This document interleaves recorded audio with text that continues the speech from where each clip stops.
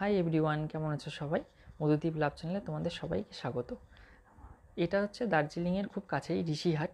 তো ঋষিহাটে মধুপর্ণা, আমি, ভাই তিনজনে গেছিলাম ঘুরতে। তো যাই হোক, আমাদের জীবনে প্রথম এবং সবচেয়ে সুন্দর কাঞ্চনজঙ্ঘা দেখার মুহূর্ত কিন্তু এই ঋষিহাটেই প্রথম।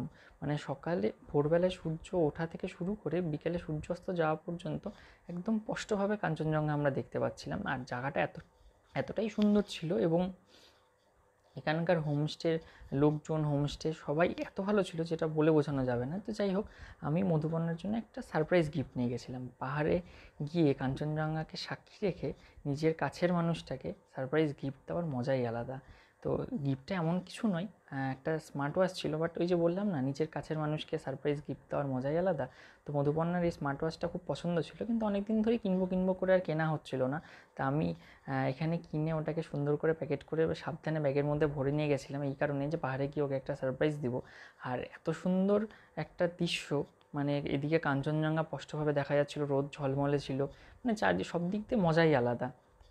ভাই ক্যামেরা করে দিচ্ছিল, তো ভাই গেলে তো ভাইকে বললেই ভাই সুন্দর সুন্দর মুহূর্তগুলো আমাদেরকে ক্যামেরাবন্দি করে দেয়। তো মধুপর্ণা গিফটটা খুলছিল আর আমরা তিনজন গল্প করছিলাম, ইয়ার্কি মারছিলাম। তো মধুপর্ণা একটু একটু আইডিয়া করছিল কী হতে পারে। ওই দেখে ওর রিয়াকশানটা দেখা যাবে। ওর ফেভারিট কালার ব্লু, তো ব্লু কালারেরই ঘড়িটা ছিল। এবার দেখুন, ওই দেখার পরে মধুপর্ণার রিয়াকশানটা, ওই যে ওর রিয়াকশানটা অত সুন্দর, ওর মিষ্টি হাসিটা, যাই হোক ওর পছন্দ হয়েছে। আমার খুব খুশি, আনন্দ লাগছিলো ভিতরে, খুব খুশি হয়েছিলাম যে না, যাক ওর পছন্দ হয়েছে। তো যাই হোক, খুব মজা করেছিলাম আমরা ওই ট্যুরে। যাই হোক, ভিডিওটি ভালো লাগলে অবশ্যই চ্যানেলটিকে সাবস্ক্রাইব করে দিও, আর একটা লাইক করে দিও, একটু শেয়ার করে দিও। Thank you.